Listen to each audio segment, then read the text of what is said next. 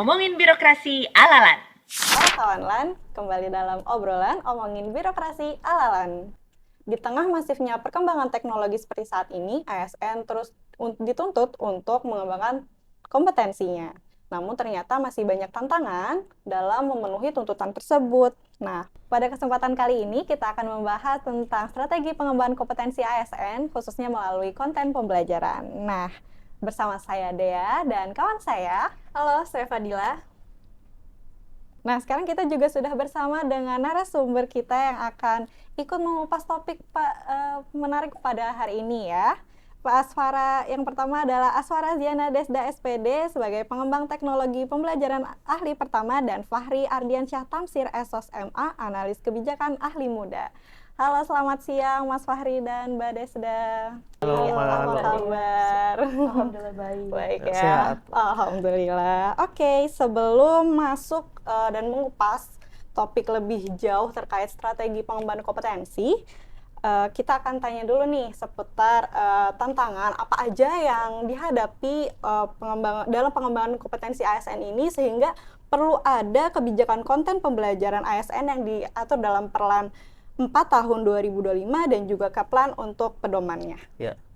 Nah, kalau kita bicara soal tantangan tentu ada banyak ya tantangannya pengembangan kompetensi, tapi saya ingin meng-highlight sebenarnya beberapa tantangan utama yang kemudian kita hadapi dalam konteks bagaimana kebijakan konten pembelajaran sendiri.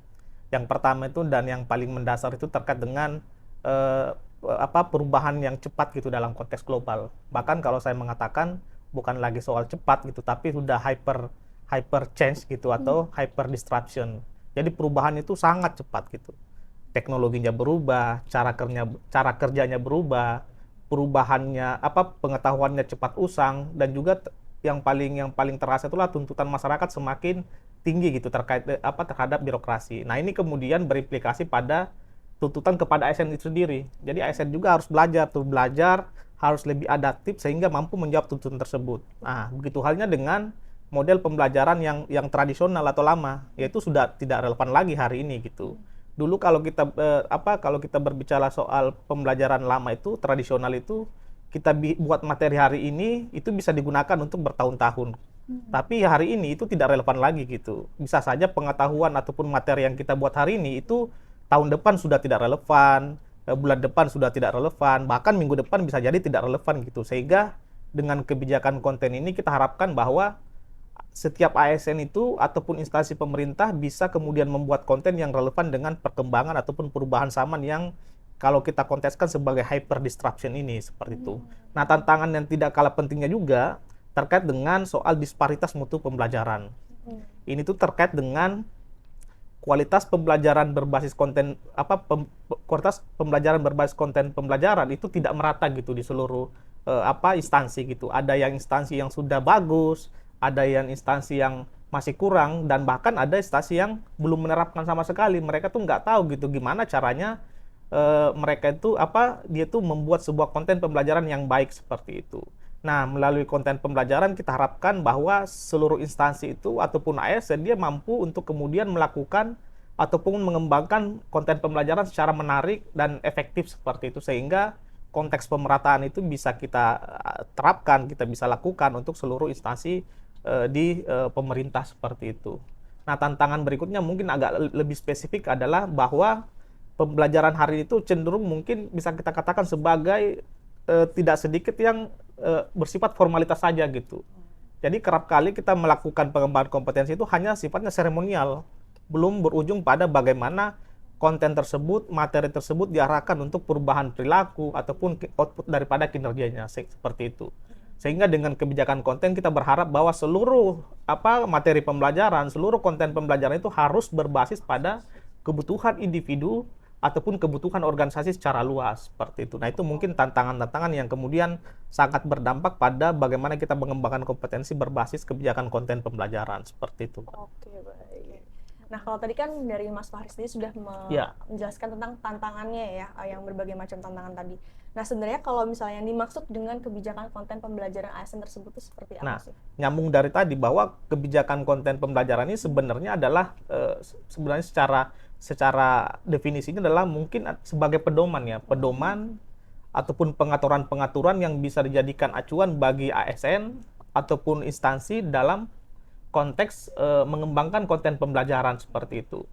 Sehingga konteks ini sehingga ASN itu bisa melakukan pengelolaan terkait dengan kebijakan konten pembelajaran. Nah, apa ruang lingkup dari kebijakan pengelolaan konten tersebut? Bisa dilakukan mulai dari tahap perencanaan, bisa kemudian masuk ke tahap perancangan, kemudian masuk ke tahap penjaminan kualitas, kemudian masuk ke tahap implementasi, dan kemudian bisa berakhir pada proses evaluasi konten itu sendiri. Intinya, bahwa kebijakan konten pembelajaran ini akan memastikan bahwa konten pembelajaran yang pertama itu sesuai dengan kebutuhan kompetensi ASN. Yang kedua, memiliki substansi yang sudah terjamin. Yang ketiga, itu disajikan secara efektif dan menarik. Keempat, tentu sesuai dengan karakteristik peserta ASN. Dan yang kelima adalah sesuai dengan atau mendukung budaya belajar yang berkelanjutan. Nah, saya kira itu konsep besarnya bagaimana kebijakan konten pembelajaran ini akan diarahkan ke depan seperti itu. Oke, baik. Setelah saya baca dikit nih ya, Mas, Mbak, Perlan 4 tahun 2025 dan juga Kaplan, ternyata ada beberapa konten pembelajaran, jenis-jenis konten pembelajaran, mulai dari tekstual, visual, audiovisual. Nah, dari masing-masing itu tuh apa aja sih Mbak bedanya? Terus mungkin bisa dijelasin juga kekurangan dan kelebihannya. Oke Mbak Dea, jadi memang dalam kebijakannya ya, konten pembelajaran terbagi menjadi 4 jenis. Yang pertama itu ada tekstual. Nah, kalau konten pembelajaran tekstual berarti materi pembelajaran ini disampaikan atau dikemas dengan bentuk teks atau tulisan.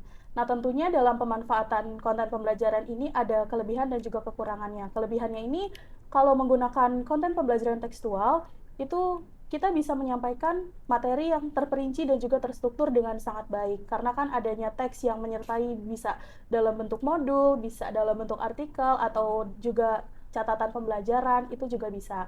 Tapi keterbatasannya untuk materi-materi yang sifatnya praktis itu akan kurang optimal penyampaiannya. Karena kan peserta berarti harus membayangkan sendiri bagaimana prosesnya atau bagaimana praktik dan penerapannya. Lalu kalau untuk yang kedua itu konten pembelajaran visual. Kalau konten pembelajaran visual berarti materi pembelajaran ini disampaikan melalui gambar, grafik, atau objek visual lainnya. Tapi dalam pemanfaatan dan pengembangannya, kalau desain visualnya tidak disusun dengan tepat, nanti akan mengurangi optimalisme dari penggunaannya. Karena kan bisa saja peserta itu fokus pada tampilan, tapi tidak memperhatikan kedalaman dari substansi pembelajarannya. Tapi tentunya ada kelebihannya, di samping dia bisa menyederhanakan informasi, juga ada visual yang tentunya akan mendorong pemahaman peserta dengan lebih baik. Kalau untuk yang ketiga itu ada konten pembelajaran audio. Nah, kalau konten pembelajaran audio berarti materi pembelajaran disampaikan melalui suara. Bisa berupa musik, edukasi, bisa berupa podcast, lalu juga bisa dalam bentuk rekaman materi seperti itu. Nah, kelebihannya kalau konten pembelajaran audio bisa digunakan secara fleksibel tentunya, karena kan kita mendengarkan, bisa sambil melakukan hal lain, lalu bisa didengarkan kapan saja dan di mana saja. Tapi kekurangannya tentunya karena tidak ada visualnya, tidak ada teksnya, itu akan mengurangi pemahaman dan juga bisa menurunkan motivasi peserta karena hanya mendengarkan materi saja. Lalu yang terakhir ada konten pembelajaran audiovisual. Kalau konten pembelajaran audiovisual ini menggabungkan ketiga unsur tadi, bisa dari suara, bisa dari visual, bisa juga ada teksnya, bisa berupa subtitle. Nah, contoh-contohnya itu bisa video pembelajaran, live streaming juga bisa dikategorikan konten pembelajaran ini, lalu juga bisa dalam bentuk interaktif lainnya gitu ya. Jadi, kalau konten pembelajaran audiovisual sebenarnya salah satu yang paling efektif dalam menyampaikan materi pelajaran ke peserta, karena kan ada ketiga unsur tadi, lalu juga peserta bisa terdorong motivasinya untuk terus belajar gitu ya, sampai dengan proses pembelajarannya selesai. Tapi kalau untuk konten pembelajaran audiovisual, itu kekurangannya mungkin membutuhkan sumber daya yang cukup banyak, baik dari sisi waktu pengembangannya, dari sisi biaya, dan juga dari sisi teknologinya. Seperti itu, Mbak Dea. Nah, kalau tadi kan Mbak Deca sudah menjelaskan tentang jenis-jenis konten. Nah, saya juga melihat ada yang menarik dari kebijakan konten pembelajaran ini, kawan LAN, yaitu format-format. Jadi ada siniar atau podcast dan juga gamifikasi yang kini diakui secara resmi sebagai bagian dari konten pembelajaran. Nah itu kira-kira apa sih pertimbangan LAN dalam memasukkan format seperti itu? Oke. Mas Fahri. Oke, terima kasih Mbak Dela atas pertanyaannya. Jadi kalau untuk konten pembelajaran adanya jenisnya podcast dan juga gamifikasi ya tadi. Betul. Nah kalau podcast itu kan kembali lagi sudah saya jelaskan bahwa bisa didengarkan kapan saja dan di mana saja gitu. Juga bisa menciptakan kedekatan emosional karena ketika kita mendengarkan orang lain berbicara, pasti kita memperhatikan juga intonasi dan artikulasinya. Itu juga bisa mendorong pemahaman peserta dengan lebih baik. Kalau untuk gamifikasi, karena kita bisa menerapkan dan juga mengimplementasikan unsur-unsur elemen permainan di dalamnya. Bisa ada leaderboard, bisa ada kuis interaktif mungkin di dalamnya, ada juga bisa dapat ranking, dan lain sebagainya. Jadi kami membuat kebijakan juga memasukkan dan mempertimbangkan hal-hal tersebut, Mbak Dila. Itu merupakan terobosan yang sangat relevan ya, menurut saya juga ya tadi ya. Dari banyaknya macam-macam konten pembelajaran yang sangat menarik ini, kita masuk ke isu kualitas ya. Percuma kalau ternyata beragam tapi nggak berkualitas ya. Nah, apa sih yang dilakukan untuk memastikan konten pembelajaran ASN tidak hanya menarik secara kemasan, tapi juga berkualitas dan juga sesuai dengan kebutuhan para ASN? Ya. Nah ini penting ya dalam proses pengembangan konten itu kualitas menjadi salah satu hal utama yang kita perhatikan gitu dalam kebijakan konten. Nah untuk memastikan bahwa kualitas itu terjamin dalam sebuah konten pembelajaran itu kita lakukan yang namanya adalah penjaminan kualitas konten. Nah, apa itu penjaminan kualitas konten? Penjaminan kualitas konten ini adalah upaya yang kita lakukan untuk memastikan bahwa unsur kelayakan dan unsur standar tertentu yang sudah diterapkan itu sudah ada di dalam konten pembelajaran. Apa itu? Yang pertama adalah dalam aspek substansi. Kedua, aspek teknis penyajian. Kalau kita berbicara substansi, tentu kita bicara soal isi materinya, apa yang terkandung dalam konten tersebut. Nah, itu yang kemudian kita validasi namanya seperti itu. Indikatornya apa saja? Yang pertama misalkan ada relevansi gitu. Relevansi ini soal bagaimana konten pembelajaran tersebut itu sesuai dengan karakteristik peserta yang belajar seperti itu. Yang kedua apa? Kompatibilitas. Artinya bahwa konten ini sudah sesuai gitu dengan kebutuhan ASN gitu. Jangan sampai kita buat konten masak itu kan nggak sesuai dengan kebutuhan kompetensi ASN. Nah, itu tidak kompatibilitas gitu. Yang ketiga kredibilitas. Artinya konten pembelajaran itu harus bersumber dari sumber-sumber yang bisa dipertanggungjawabkan. Jadi istilahnya itu tidak hoax gitu. Nah, keempat kepatuhan. Jadi kepatuhan terhadap regulasi gitu. Misalkan tidak bertentangan dengan hak cipta ataupun lisensi tertentu yang membuat konten kita itu bisa digugat seperti itu. Nah, yang kelima keterpaduan. Jadi keseluruhan aktivitas dalam materi, struktur materinya itu saling berkaitan satu sama lain seperti itu. Nah, itu untuk aspek substansi. Yang kedua, untuk aspek teknis penyajian. Ada juga tuh indikator-indikatornya. Misalnya yang pertama itu terkait dengan kualitas visual. Jadi kualitas visual, apakah visual di konten kita sudah bagus, sudah terlihat dengan jelas, itu nanti akan menentukan pada saat kita melakukan penjaminan kualitas. Yang kedua, kualitas audio. Apakah audio misalkan kalau kita buat konten itu sudah terdengar dengan jernih misalkan, tidak ada noise dan seterusnya seperti itu. Nah, yang ketiga penggunaan, yang tidak kalah penting juga penggunaan bahasa dan teks gitu. Nah, apakah bahasa yang digunakan atau teks yang digunakan dalam konten kita itu sudah dipahami oleh peserta dengan mudah? Ataukah bahasa yang kita gunakan itu sudah memang sesuai dengan ketentuan dalam misalkan KBBI dan seterusnya seperti itu. Nah, keempat terkait dengan soal interaktivitas ataupun daya tarik gitu. Jadi konten kita tuh harus menarik. Nah, seperti itu. Jadi percuma itu kalau kita substansinya bagus tapi ternyata pada saat kita delivery itu kontennya tidak menarik, pasti pembelajar itu akan merasa bosan juga gitu. Jadi hal-hal seperti ini, indikator ini yang kemudian kita gunakan untuk kemudian kita menjamin kualitas sebuah konten sampai akhirnya kemudian bisa dipublish dan dipelajari oleh peserta seperti itu. Nah, itu mungkin untuk bagaimana kami dalam kebijakan konten ini bisa menjamin kualitas sebuah konten pembelajaran seperti itu. Oke, banyak ya. Betul. Yang harus menjelaskan ya proses itu ternyata cukup panjang ya. Iya, benar.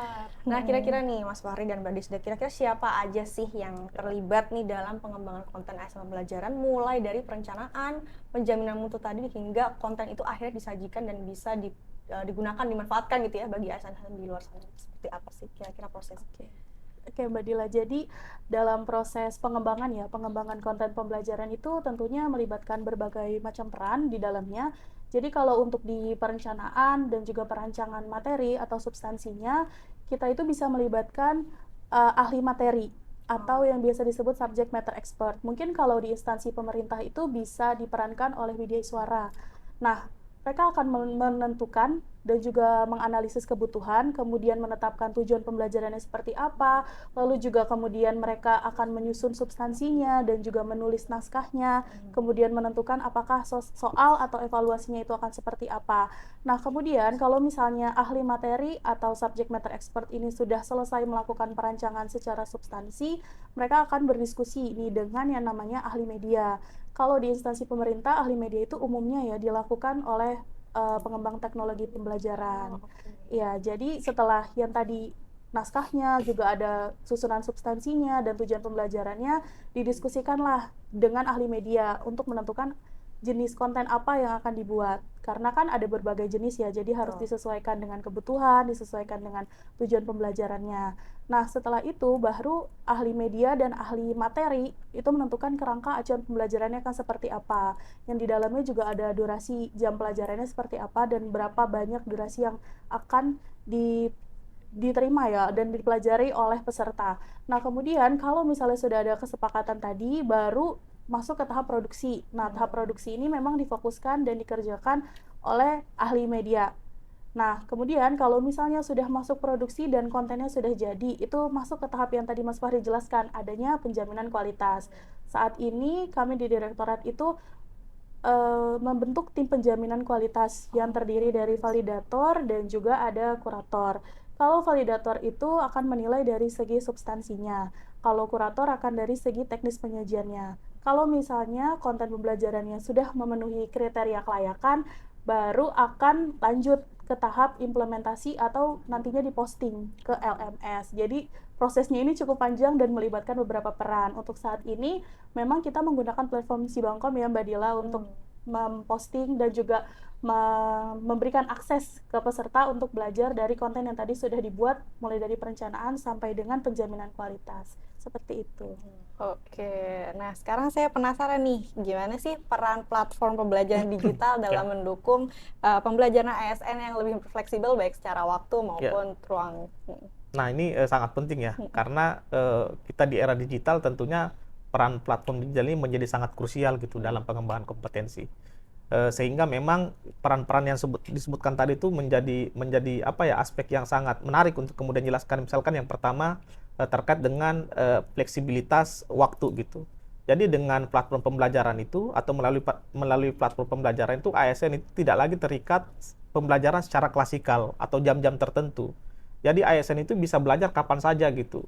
Apakah misalkan setelah kerja mereka bisa belajar, di jeda jam kerja mereka bisa belajar, ataukah mungkin bahkan pada saat akhir pekan atau libur mereka juga bisa belajar gitu. Sehingga memang konsep inilah yang kemudian mendukung apa yang namanya hari-hari ini kita dengar sebagai self learning atau pembelajaran mandiri. Jadi tujuannya gitu on demand gitu. Jadi pembelajaran itu disesuaikan dengan fleksibilitas waktu si ASN itu sendiri. Nah, itu yang pertama. Yang kedua, itu terkait dengan pemilihan konten. Jadi kalau pemilihan konten melalui platform pembelajaran, ASN itu bebas memilih konten-konten apa saja yang terkait dengan preferensi, baik berdasarkan kebutuhan jabatan, kebutuhan tugas, ataukah kebutuhan kompetensi ASN itu sendiri gitu.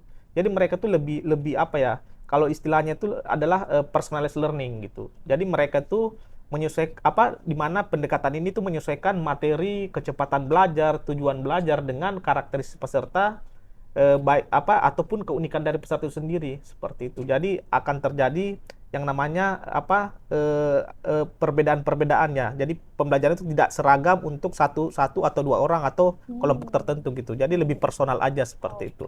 Nah, yang ketiga soal lokasi fisik gitu. Jadi dengan platform pembelajaran, ASN itu tidak harus juga terikat pada lokasi yang sama untuk belajar. Jadi misalkan nih, ASN Papua dengan ASN Jakarta dengan ASN Kalimantan itu memiliki kesempatan yang sama untuk belajar di platform tertentu. Jadi tidak terikat fisik di mana kita berada gitu. Karena melalui platform tersebut mereka berkesempatan untuk mengakses materi yang sama dimanapun itu, seperti itu.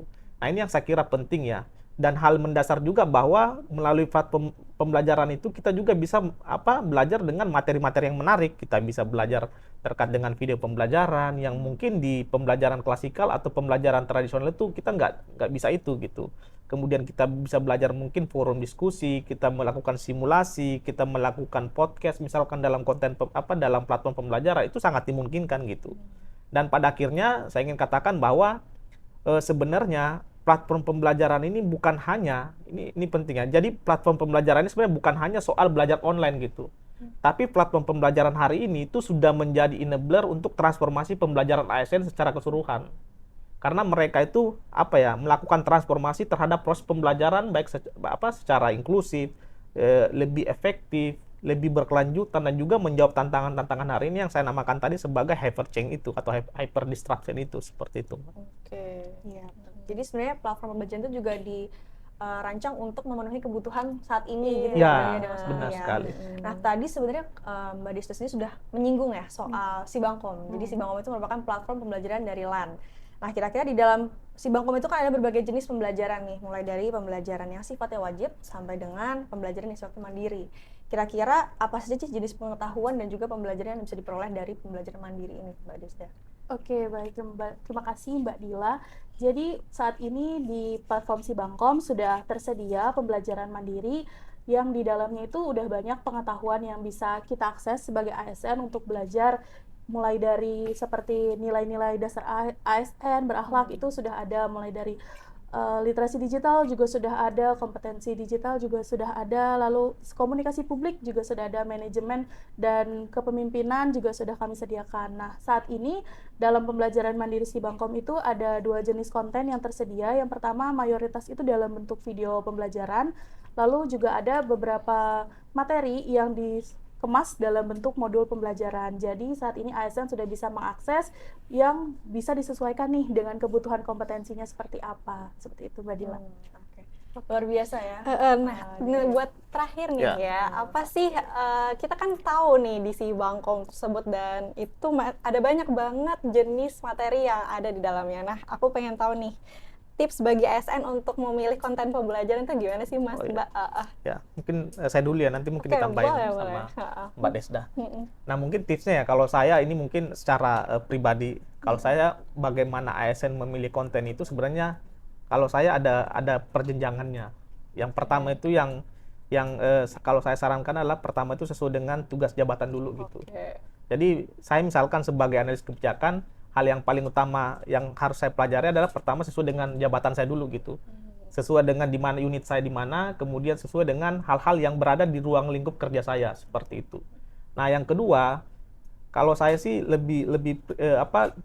preferensi belajar saya itu lebih diarahkan pada menjawab kompetensi di masa depan. Jadi ada future skill gitu.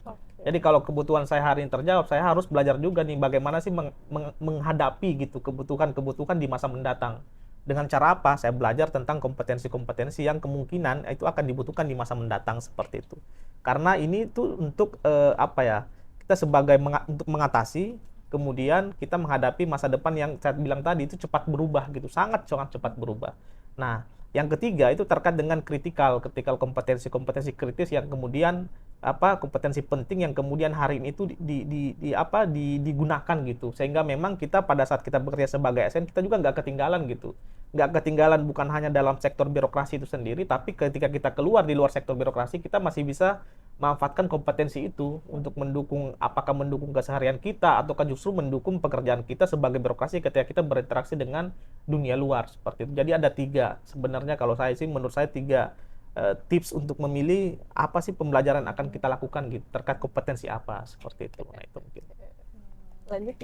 Oke, kalau tadi punya Mas Fahri itu udah bagus banget dan saya setuju ya dengan tips-tipsnya. Mungkin kalau saya secara personal ingin menambahkan sedikit nih, karena saya orangnya visual banget gitu. Jadi saya juga mempertimbangkan bentuk konten dan materinya. Jadi kalau misalnya sekiranya materinya kayaknya saya lebih paham kalau pakai yang visual, maka saya lebih pilih atau prefer cari-cari konten yang dalam bentuk visual. Mungkin tambahannya segitu aja karena yang lainnya sudah terjawab ya sama Mas Fahri.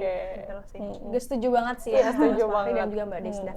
Nah, kawan LAN, walaupun masih banyak banget hal yang bisa kita ulik tentang konten pembelajaran itu sendiri, Namun kita harus mencukupkan sesi sini atau podcast obrolan pada sesi kali ini. Terima kasih banyak kami ucapkan untuk narasumber kita pada hari ini, Kak Dea ya. Sangat luar biasa jawaban-jawabannya. Semoga bisa menambah pengetahuan maupun menjawab pertanyaan-pertanyaan kawan lain semuanya tentang konten pembelajaran.